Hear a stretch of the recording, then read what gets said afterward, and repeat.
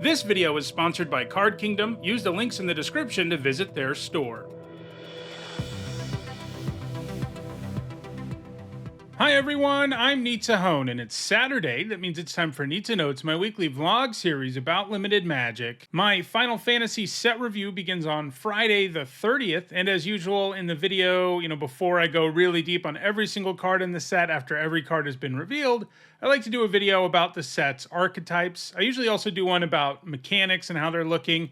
I already did that one. Sometimes I do them in the same video, but this time preview season was really long. So if you want to hear me talk about how I think the mechanics in the set will play, I've already covered that. But in this one, we'll be looking at the color pairs. I waited about as long as I could to record this. It's midday on Friday. This video comes out on Saturday. We don't have a signpost uncommon for every single color pair, but I think we have enough to figure it out for most of them, what each of them is going to be doing in this limited format. Before we dive into talking about all of that stuff, though, I want to remind you that there are some set review related perks for being a channel member or a patron. One of them is that right now you have access to my ongoing set notes, which I add to every day as more cards are previewed. It's kind of like a rough draft of my set review, my very, very first thoughts about each of the cards. So you have access to that. And then at the end of the set review, you also get access to a spreadsheet that'll have all of my grades. So you can find ways to become a patron or a channel member in the description if those things interest you. All right, let's dive in, take a look at each of the color pairs in Final Fantasy. So in this set, we have at least 2 signpost uncommons for every color pair. In your typical set, we've got 1. In this set, we have 2, and I think pretty much all of them are legendary creatures, so that's a big theme in the set, generally speaking.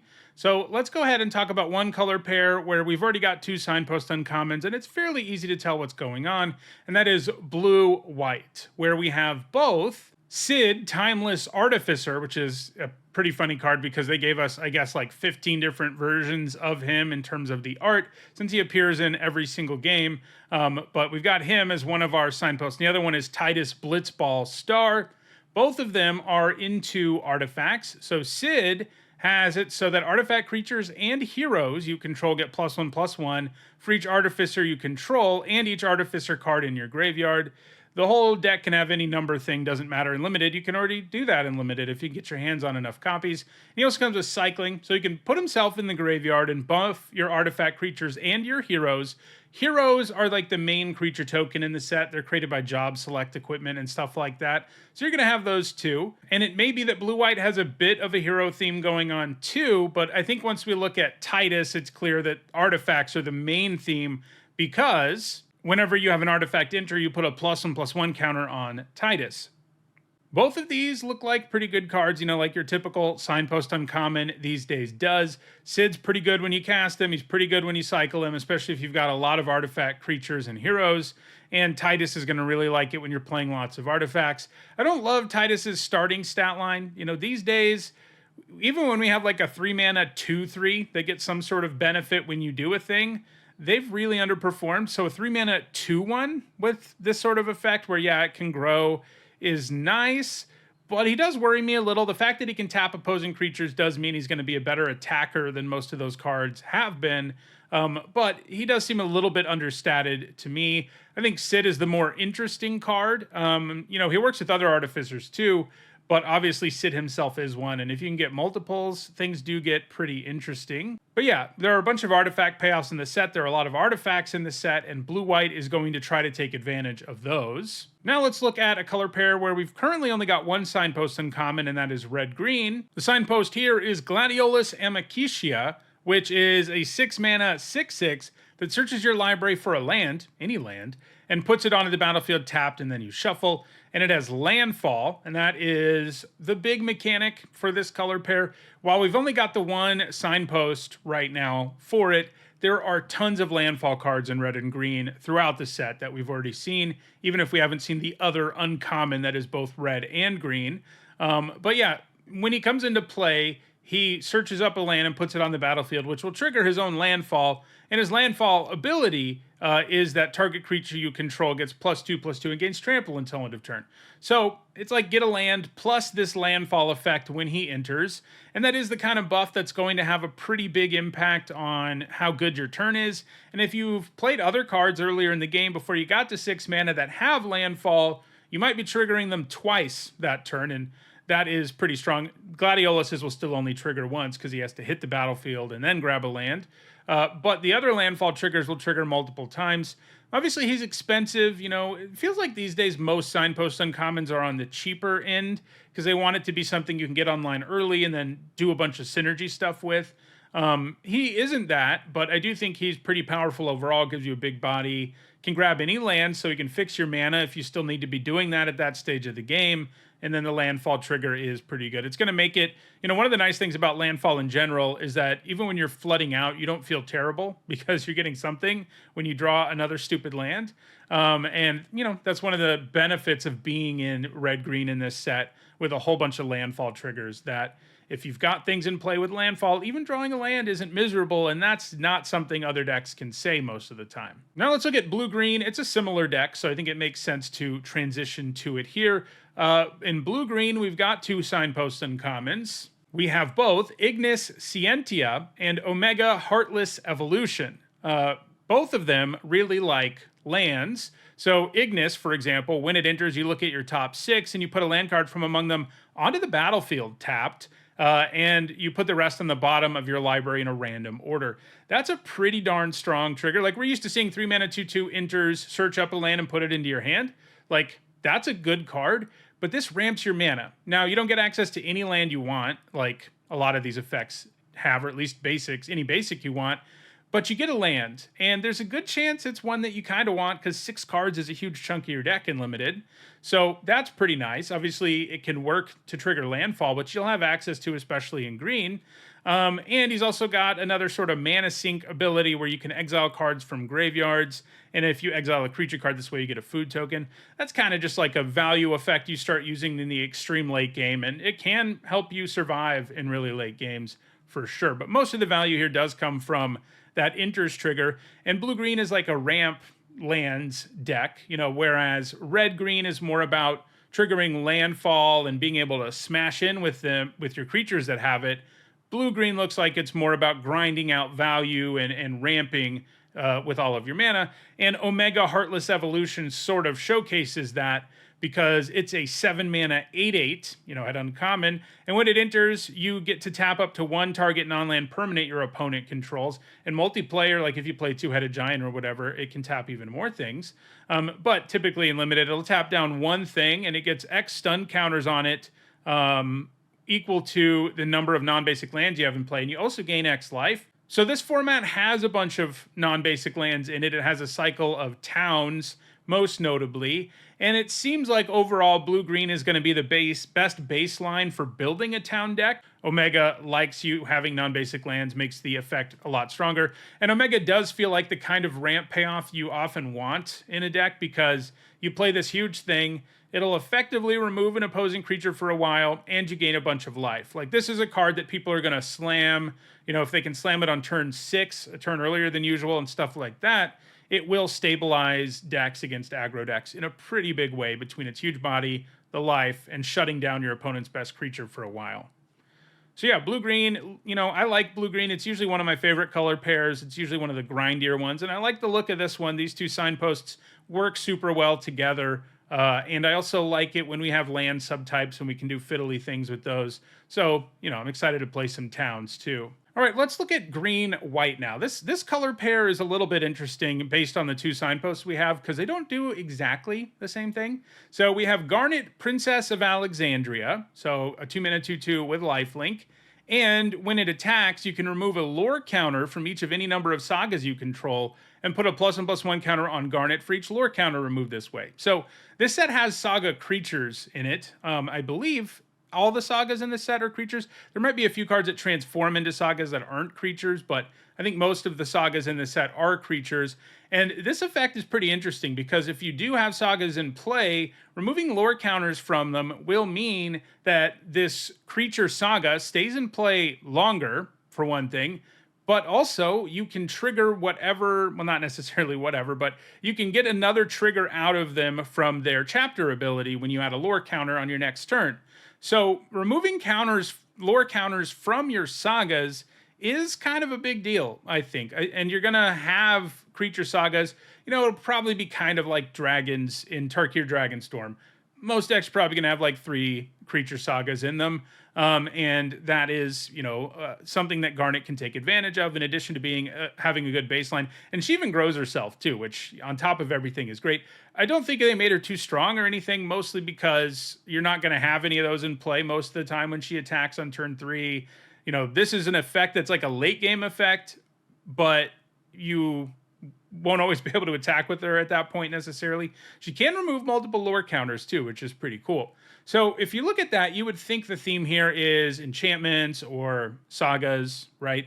But the other signpost is kind of different. It is Rinoa Heart Lily, a 5-mana 4/4 that makes a 1/1 legendary white dog creature token. And then when Rinoa attacks, you can give another target creature +1/+1 for each creature you control. So just seeing Rinoa, you would think green-white is like a go-wide deck, a token deck or something. Perhaps a Legendary Matters deck, because it does give you 2 legendary permanents. There aren't many cards that do that. And then when you look at Garnet, again, it seems like it's going to be a Saga deck. I mean, I do think these things work together to an extent, because some of your creatures will be Sagas, and keeping your Sagas around longer does help you go wide in a way, I guess. So that could be what's going on here. It is also possible that this color pair does actually end up being more of a Legendary Matters theme. I think this partly because there's a rare, Sarah Farron, that loves legendary stuff. And obviously both these signposts are legendary, and then Rinoa makes a legendary token. So that's a possibility. But I kind of think it's just like a deck that wants to attack with creatures and get extra value out of doing it and go wide more than anything else. But it could end up shifting towards maybe Legendary Matters or something like that. It is interesting, this color pair seems less focused than most of the others between the 2 signposts we have, but they are both pretty good cards. I mean, I don't love that Rinoa is only a 4/4 and can't buff herself, so she's not always going to be able to attack more than once, but she does give you an extra body lying around and can buff something in a big way. All right, let's look now at blue-red. So this is a bit of a different spin on something we've seen before. It's a non-creature spell deck, but it particularly likes non-creature spells with high mana values. So our signpost uncommons here are Shantoto, Tactician Magician. Whenever you cast a non-creature spell and she's around, it gets +X+0, where X is the amount of mana spent to cast it. And if X is 4 or more, you just straight up draw a card. So casting 4 mana, like if you play her on 3, then play a 4 mana removal spell, even one that's kind of clunky, you kill something and you draw a card off of that and buffer to a 4/4, that's going to be a turn. That's very strong. And that's going to line up in limited a reasonable amount. She turns into a card drawing engine, and she can attack pretty well. So she looks quite good. She doesn't have the best baseline, but her payoffs are strong. You've also got the Emperor of Palamecia, as I mentioned. This can tap for mana to cast non-creature spells, so you can cast those expensive ones sooner. And again, we have this cutoff where it looks at 4 mana. There are also some cards that look at 8 mana, but all of these blue-red deck payoffs look at non-creature spells with 4 or more at the very least. In this case, you get to put a counter on the Emperor, and it transforms once there are 3 or more counters on it. So it might take a while to transform, but it does ramp your mana for your spells to trigger your other cards that pay you off for doing stuff with non-creature spells. And then once it transforms, it becomes a 3/3 that when it attacks, it deals X to each opponent, where X is the number of non-creature, non-land cards in your graveyard. Blue-red is a non-creature spell deck. We saw this theme, a similar one anyway, in Strixhaven, where big spells was the thing, and it worked out pretty well in that particular set. That set had enough ramp and treasure and stuff going on that you could cast like huge 8-mana spells. There aren't very many formats where there's an archetype where you can actually do it, but there was in Strixhaven, and both of these are pretty good at enabling that sort of thing. So yeah, it's like a non-creature spell ramp deck of sorts. Let's look now at Black-Red, which is also a non-creature spell deck, but it has a bit of a different focus. So we've only got one signpost uncommon revealed as I'm recording this, and that is Garland, Knight of Cornelia. He's a 2-mana 3/2, and when you cast a non-creature spell, you Surveil 1. So there's your payoff. Doesn't care if it's a 4-mana 1 or anything. It likes all non-creature spells, and you get to Surveil. And then it has the ability to come back from your graveyard later. Now, it doesn't come back as that efficient of a creature given how much you spend, but you do get 2 real bodies out of 1 card plus some Surveil triggers, so it looks pretty good to me overall. And it may be that Black-Red is sort of a graveyard spell deck. There are some signs of that. There's some flashback and stuff like that in the set. But another notable thing that I think we are largely seeing on black and red cards so far is the presence of Black Wizard creature tokens. These are 0/1s, and they say whenever you cast a non-creature spell, this token deals 1 damage to each opponent. That's sort of what the opposite, right, of what Blue-Red's doing. Blue-Red wants to cast big spells in this set. It feels like maybe Black-Red wants to cast cheap spells, get those wizards in play, to represent black mages in the franchise, and just go to town pinging your opponent by casting cheap spells. And Surveil, while it is a graveyard mechanic, Garland's Surveil can help you find more cheap spells too, and sort of just grind into more and more value out of pinging your opponent with these wizards. So there might be a bit of a graveyard angle. There's definitely a non-creature spell angle, and those 0/1 black wizards look like they're going to be at their best in this Black-Red spell deck. All right, let's look now at Red-White. We've only got one signpost uncommon right now, and it's a pretty good one. It's Zidane, Tantalus Thief. So when it enters, you gain control of target creature an opponent controls until end of turn, and you untap it, and it gains haste, but also lifelink. So that's pretty sweet already. We usually in Limited, when they give us effects like these, especially when they're stapled to creatures, you can only steal cheaper creatures, is usually how it goes. It's when we have a spell that is purely or mostly a threaten effect that it can take anything. But Zidane is both a creature and a card that can fully take an opposing creature. I mean, it's only until end of turn, but I mean, it can take a creature of any size, is my point here. And because it gives it lifelink, even, sometimes you play a card like this and stealing your opponent's creature doesn't matter, and you just had to run out your 5-mana 3/3, and that stinks. But because it gains lifelink, you're going to get some value out of it no matter what, because it's their creature. You're going to throw it at them, you're going to attack with it, and you're going to gain some life. And they probably don't want to kill their creature either, so they may take the hit, and you gain some life. And the upside doesn't end there, because you also get a treasure when your opponent gets the creature back. So this is a pretty cool take on this effect. And Red-White is, of course, a deck that's usually aggressive, and I think that's what we're seeing here too. He doesn't have the most aggressive stat line, but this effect is always at its best in an aggro deck, because you go +1 on attackers and -1 your opponent on blockers at the same time, and that ends up in a much different turn a lot of the time. And what's great about Zidane is he has the upside of any sort of threaten effect, which is sometimes it can just kill your opponent out of nowhere, but still does something when you can't quite get there because of the treasure and the life gain, and maybe some damage thrown in, any number of effects. So Red-White is an aggro deck. This looks like a really good top curve to me, and I like that he does something even when he's not game-breaking, but still has that game-breaking upside. One interesting thing I'll note that I really expected to see in Red-White, and maybe we'll see it on the other signpost, is that I thought it was going to be an equipment deck. There's a lot of equipment and equipment payoffs in this set, but Zidane doesn't do anything with equipment. So I kind of expected it to, given what it looked like Red-White was going to be. It may just be that equipment stuff is spread throughout the set, since it's such a prominent theme in Final Fantasy, more broadly, having good equipment. So, Red-White is definitely an aggro deck. Maybe it ends up having an equipment theme, but it's definitely an aggro deck. All right, let's look now at Blue-Black, where we do have 2 signpost uncommons, those being Lock Cole and Ultimecia Time Sorceress. So the theme here seems to largely be about the graveyard, as it often is in Blue-Black. Lock Cole's a 3-mana 2/3 with Death Touch and Lifelink, so, Vampire Nighthawk without flying, still pretty good. And when it hits the opponent, you get to draw a card and discard. So it helps you load your graveyard with things you want in there, increases your card quality in hand. And the other one is Ultimecia Time Sorceress. She's a 5-mana 4/5. And when she enters or attacks, you Surveil 2. So, 5 mana 4/5 enters Surveil 2, already like a solid card in limited, especially if you're in a graveyard deck. And she does way more than that because she can Surveil again when she attacks. And should she be alive while you have 8 cards in your graveyard and 8 mana available, she transforms into Ultimecia Omnipotent, which is a 7/7 with Menace that gives you a Time Walk. So this is an uncommon card that Time Walks. Now they made it kind of hard to get there, but not impossible. Like, you're gonna load your graveyard. She helps you load your graveyard. Blue Black's about, Lock Coal's gonna help you load your graveyard. And while sometimes it would be really bad to spend 8 just to transform a creature, because you get the Time Walk effect, it's like it's free almost once you have the requirement, because then you can just have your turn again and you can attack with a 7/7 Menace. So yeah, both of these cards graveyard oriented. There are some rares as well in blue black that are graveyard oriented as always. So that's pretty clearly what we have going on here. All right, so there are 2 color pairs left that I haven't mentioned, and these 2 are a lot more speculative. I mean, some of these have been a little speculative because we don't have like official word on what the archetypes are as I'm recording this. But I think most of them, I'm at least in the general neighborhood of what the archetype is. For these next 2, it's less clear.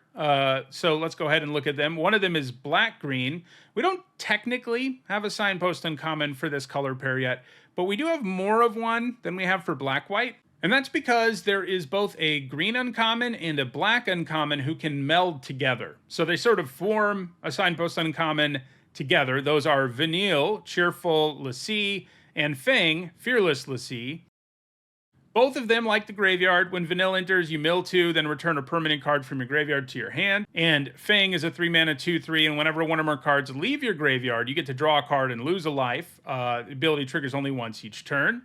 So they work together even when they're not melding together, because Vanille will mill 2 things, give you a permanent back, then you get to draw a card with Fang. But then they can also meld together into an actual black-green card, which I doubt this is like supposed to be a signpost uncommon. It'd be interesting if they go that route. I'm thinking we get a legit 2 signpost uncommons instead of one that's a meld creature, but we'll see. But the creature that it melds into is a Vigilance, Menace, Trample, Reach, Haste, 7/6. It destroys a permanent and reanimates a non-legendary permanent when it dies. So, and it's not going to be impossible with uncommons.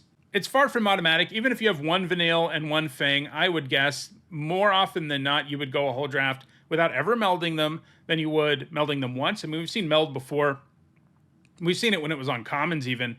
And it happens some with commons, but even then it's hard and limited when your deck is as inconsistent as it is to get 1 copy of 2 cards, that you have 1 copy of in play at the same time, and then also have the mana to spend, which is what you need to have with Vanille to make the meld happen.